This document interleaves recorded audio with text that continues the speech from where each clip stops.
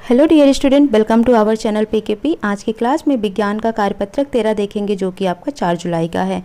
इसमें आपको रासायनिक अभिक्रिया एवं समीकरण के बारे में पढ़ना है। लेकिन इससे पहले अगर आप चैनल पर नए हैं तो वीडियो को जितना हो सके लाइक शेयर करें और चैनल को सब्सक्राइब कर लें ताकि नेक्स्ट वीडियो की नोटिफिकेशन मिल जाया करे। सो स्टार्ट करते हैं क्लास को बिना लेट किए हुए, बट प्लीज़ शेयर करिए।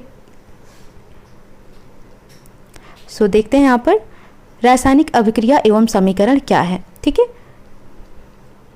रासायनिक अभिक्रिया को संतुलित करना।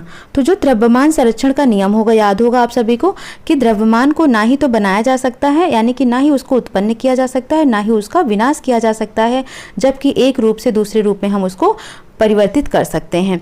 तो यही है द्रव्यमान संरक्षण का नियम। किसी भी रासायनिक अभिक्रिया में द्रव्यमान को ना तो निर्माण होता है और ना ही उसका विनाश होता है। रासायनिक अभिक्रिया के पहले अभिकारक एवं उसके पश्चात उत्पाद प्रत्येक तत्व के परमाणुओं की संख्या समान होनी चाहिए। ये कह रहा है कि जैसे हमने यहाँ पर मैग्नीशियम लिया और यहाँ पर हमने ऑक्सीजन लिया, इन दोनों का रिएक्शन करवाया तो हमको क्या मिल जाता है? Magnesium oxide. ठीक है, तो हम कुछ इस तरीके से लिखते हैं मैग्नीशियम ऑक्साइड, क्योंकि यहाँ पर ऑक्सीजन के 2 मॉलिक्यूल्स हैं, 2 अणु हैं, तो हमको यहाँ 2 बनाने के लिए क्या करना होगा? 2 से गुणा करना होगा, 2 से मल्टीप्लाई करना होगा। तो जब हमने इसको 2 बनाने के लिए यहाँ पर 2 से गुणा किया तो मैग्नीशियम भी 2 हो गया, तो हमने क्या किया? यहाँ पर भी 2 से मल्टीप्लाई कर दिया। अब क्या हो गया? ये समीकरण क्या हो गया? बैलेंस हो गया। यानी जो ये अभिकारक साइड है और जो ये उत्पाद साइड है, दोनों तरफ तत्व के परमाणुओं की संख्या क्या हो गई? बराबर हो गई। 2 मैग्नीशियम यहाँ पर, 2 मैग्नीशियम यहाँ पर, 2 ऑक्सीजन यहाँ पर, 2 ऑक्सीजन यहाँ पर। ठीक है, तो यही कह रहा है कि रासायनिक अभिक्रिया के पहले एवं उसके पश्चात प्रत्येक तत्व के परमाणुओं की संख्या समान होनी चाहिए। चरणबद्ध संतुलित करना, हीट एंड ट्रायल मेथड क्या होता है इसको देखना है। तो कुछ ये स्टेप्स होते हैं बैलेंस करने को, समीकरण को। ठीक है, सबसे पहला चरण क्या होता है? रासायनिक समीकरण लिखकर प्रत्येक सूत्र के चारों ओर बॉक्स बना लीजिए। जैसे आपको दे दिया गया कि फेरस को जल के साथ अभिक्रिया करा के फेरिक ऑक्साइड मिलता है, तो आप क्या करेंगे? फेरस को लिखेंगे प्लस जल को लिख देंगे। ठीक है, इसका रिएक्शन करेंगे तो फेरिक ऑक्साइड मिल जाएगा, प्लस क्या मिल जाएगा? हमें H2 मिल जाएगा। तो क्या करना है? इसको सबसे पहले आपको एक बॉक्स में कर देना है, इन सभी को एक बॉक्स में लिख देना है, सारे सूत्र को। तो कह रहा है रासायनिक समीकरण में लिखकर प्रत्येक सूत्र के चारों ओर बॉक्स बना लीजिए। ठीक है, तो रासायनिक समीकरण हमारा ये है। इसके क्या किया हमने? एक एक टर्म को लेकर उसके चारों ओर बॉक्स बना लिया। संतुलित करते समय बॉक्स के अंदर कुछ भी परिवर्तन नहीं करना चाहिए, यानी कि अब ये जो बॉक्स में हमने लिख दिया इसमें कोई परिवर्तन नहीं होगा, बल्कि इस बॉक्स के आगे हम 2 से गुणा कर सकते हैं, 4 से गुणा कर सकते हैं, मतलब किसी भी चीज़ से गुणा कर सकते हैं, लेकिन उस बॉक्स के अंदर कोई परिवर्तन नहीं होता है। चरण 2 है समीकरण में उपस्थित विभिन्न तत्वों के परमाणुओं की संख्या नोट कीजिए। अब जैसे यहाँ पर कितने तत्व हैं? फेरस है, हाइड्रोजन है, ऑक्सीजन है, यही 3 तत्व हैं। तो पहले तत्वों के नाम लिख लीजिए, फेरस, हाइड्रोजन, ऑक्सीजन। फेरस कितना है? देखो यहाँ पर ये हो गया अभिकारकों के परमाणुओं की संख्या, यानी अभिकारक साइड में आपको नोट करना है, और दूसरा आपको उत्पाद साइड का लिखना है। तो जब हम अभिकारक साइड देखते हैं तो फेरस कितना है? 1 है, तो यहाँ 1 लिख दो। हाइड्रोजन कितना है? 2 है, तो यहाँ 2 लिख दो। ऑक्सीजन कितना है? 1 है, तो यहाँ 1 लिख दो। अब इसी को देखो उत्पाद साइड में, फेरस कितना है? 3 लिखा हुआ, यहाँ पर ना Fe3 लिखा हुआ, तो 3 लिख देना है। ऑक्सीजन के आगे 4 लिखा हुआ है तो 4 लिख देना है। हाइड्रोजन पे 2 लिखा है तो 2 लिख देना है। अब आप ये देख रहे हैं कि दोनों तरफ बैलेंस नहीं है, यहाँ पर मॉलिक्यूल्स कम है, यहाँ पर अणु ज़्यादा हैं। अब इनको क्या करना है? आपको बैलेंस करना है। तो समीकरण स्टेप 4 हो जाता है। स्टेप 3 होगा सबसे अधिक परमाणु वाले तत्व को अभिकारक या उत्पाद की साइड उचित गुणांक लगाकर संतुलित करें। तो सबसे ज़्यादा कौन सा है? 4 है, और 4 क्या है? ऑक्सीजन है। तो ऑक्सीजन 4 कहाँ पर है? यहाँ पर है। तो इधर भी हमको 4 ऑक्सीजन बनाना होगा, तो हम क्या करेंगे? इसमें 4 से गुणा कर देंगे। तो नया इक्वेशन आपका क्या बन जाएगा? फेरस, यहाँ पर H2O था, यहाँ पर 4H2O हो जाएगा, is equal to ferric oxide plus hydrogen. ठीक है, ये लिख दिया आपने। सभी तत्वों के परमाणुओं को चरण 3 की भांति संतुलित कीजिए। सभी तत्वों के परमाणुओं की संख्या अभिक्रिया के दोनों ओर समान होनी चाहिए। अब यहाँ पर देखिए, यहाँ पर आपने देखा 4 हाइड्रोजन तो हो गया। ठीक है, 4 2 जा 8 हाइड्रोजन हो गया। यहाँ पर कितने हाइड्रोजन थे? केवल यहाँ पर 2 ही हाइड्रोजन थे, लेकिन आप इस साइड देखेंगे तो 4 2 जा 8 हाइड्रोजन हो गया। तो इसको 8 बनाने के लिए हमने क्या किया? यहाँ पर 4 से मल्टीप्लाई कर दिया। तो इस इक्वेशन में आपको क्या मिल गया? 4 हाइड्रोजन मिल गया। इधर, है ना। फेरिक ऑक्साइड है ही है। अब देखो यहाँ पर फेरस में कितना है, 3 है, तो इस इधर भी फेरस में हमने क्या किया, 3 से मल्टीप्लाई कर दिया, ठीक है। तो इस तरीके से आपको ये मिल गया 3 ferrous plus 4H2O is equal to ferric oxide plus 4H2O, ठीक है, ये मिल H2। चरण 5 देखना, अभिकारकों एवं उत्पादकों की भौतिक अवस्था लिखिए। जैसे अब लिखना है कि ये फेरस क्या है, H2O क्या है, Fe3 क्या है, ठीक है, इन सब के बारे में लिखना है। फेरस क्या है, ठोस है, लोहा है ना, ये ठोस हो गया। H2O क्या है, जल है, तो ये द्रव हो गया। फेरिक ऑक्साइड क्या है, ये गैसीय अवस्था में आ जाएगी, ठीक है। H2 क्या है, हाइड्रोजन है, तो ये एक्वेसियस आ जाता है। कुछ आवश्यक परिस्थितियां जैसे ताप, दाब या उत्प्रेरक आदि को भी तीर के निशान के ऊपर लिखते हैं। जो ये तीर का निशान लिखते हैं ना, इसके ऊपर लिख देते हैं। जैसे सूर्य की उपस्थिति में या कोई भी चीज़ हो, टेम्परेचर लिखना हो, डेल्टा दाब लिखना हो, तो इसके ऊपर लिख देते हैं। आओ अब अभ्यास करें। किस नियम का ध्यान रखकर रासायनिक समीकरण संतुलित किया जाता है, नियम को परिभाषित कीजिए। तो किस नियम को ध्यान में रखकर रासायनिक समीकरण को संतुलित किया जाता है, तो नियम है यहाँ पर द्रव्यमान संरक्षण के नियम को ध्यान में रखकर रासायनिक समीकरण को संतुलित किया जाता है। तो इसका उत्तर आप लिखिए, उत्तर 1 लिखिए, उत्तर 1 हो जाएगा। क्या है, किस नियम को ध्यान में रखते हुए, तो किस नियम को, द्रव्यमान संरक्षण के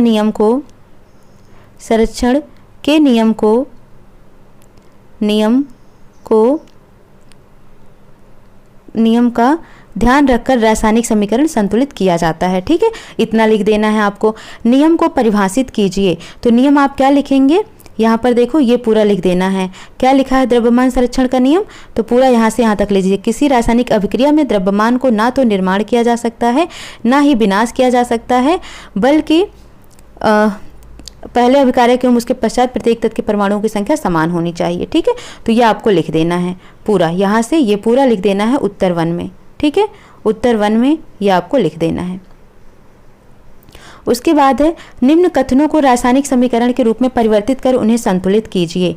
पहला है, जिंक सिल्वर नाइट्रेट से अभिक्रिया करके सिल्वर और जिंक नाइट्रेट बनाता है।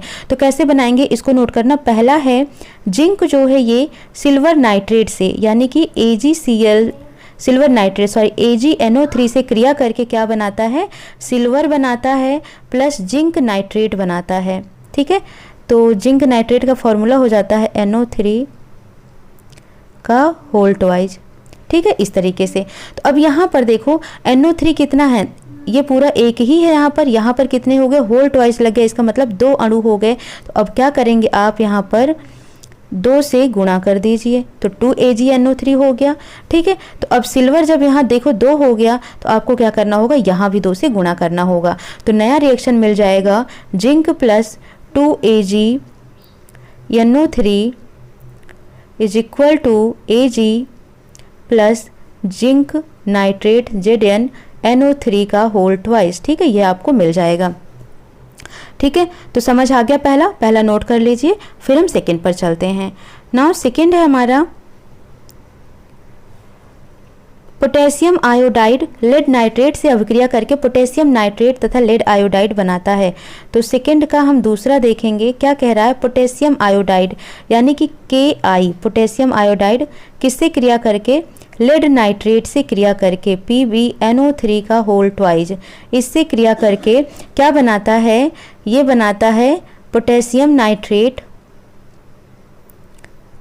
प्लस लेड ऑक्साइड PbI2, ठीक है, ये बनाता है। तो क्या दोनों तरफ इक्वेशन बैलेंस है, आप खुद देखो। यहाँ पर देखो K है, यहाँ पर K है, यहाँ पर क्या है, NO3 का होल ट्वाइस है, लेकिन यहाँ पर क्या है, NO3 ही लिया गया है। तो हमको क्या करना है, 2 से मल्टीप्लाई कर देना ताकि NO3 का होल ट्वाइस भी हो जाए। लेकिन जब हम 2 से मल्टीप्लाई करेंगे तो पोटेशियम भी 2 हो गया, तो आप क्या करेंगे, इधर भी पोटेशियम को 2 से मल्टीप्लाई कर देंगे। अब चेक करो, 2 पोटेशियम हो गया, 2 पोटेशियम हो गया, 2 आयोडाइड हो गया, 2 आयोडाइड हो गया, नाइट्रेट आपके 2 हो गए, तो नाइट्रेट इधर भी 2 हो गए, लेड आपका 1 हो गया, तो लेड यहाँ पर 1 हो गया। तो नया इक्वेशन आपका बन जाएगा 2Ki प्लस PbNO3 का whole twice is equal to 2KNO3 plus PbI2, ठीक है, PbI2। समझ आ गया। तीसरा देखिए, सिल्वर क्लोराइड सूर्य के प्रकाश की उपस्थिति में वियोजित होकर सिल्वर क्लोरीन गैस बनाता है। तो ये बहुत ही आसान है, ये है सिल्वर क्लोराइड।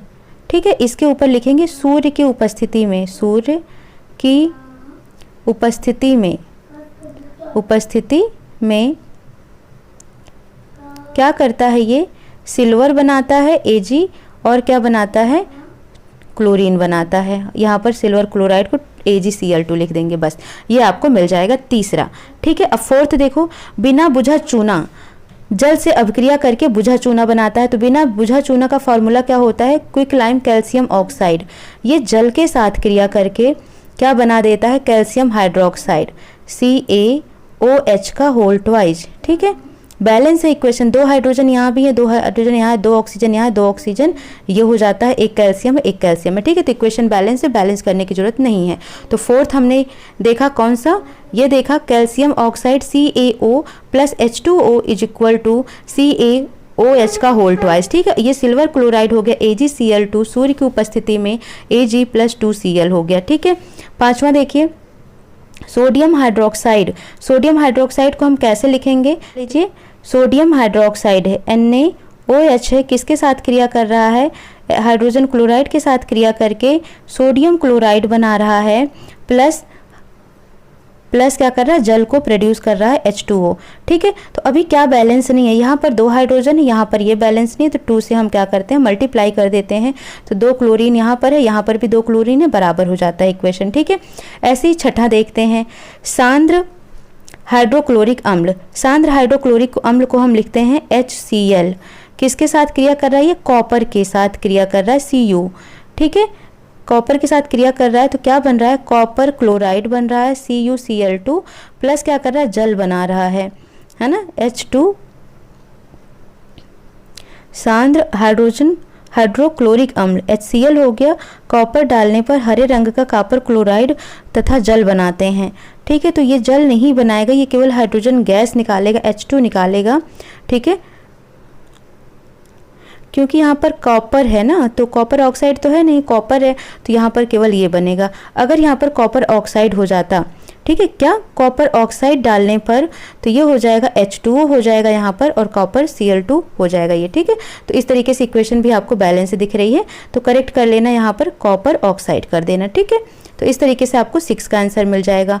अब 7वां नंबर देखिए, बेरियम क्लोराइड है, क्या है, बेरियम क्लोराइड है, इसको सोडियम सल्फेट के साथ रिएक्शन कर रहा है, डबल डिस्प्लेसमेंट रिएक्शन होता है यहाँ पर, तो बेरियम सल्फेट के साथ मिल जाता है और सोडियम क्लोराइड के साथ मिल जाता है। ठीक है, तो ये आपका आंसर हो जाएगा। ठीक है, आई होप आपको समझ आ गया होगा। कोई डाउट आता है कमेंट सेक्शन में मैसेज कर सकते हैं। वीडियो को जितना हो सके शेयर करिए। Thank you for watching.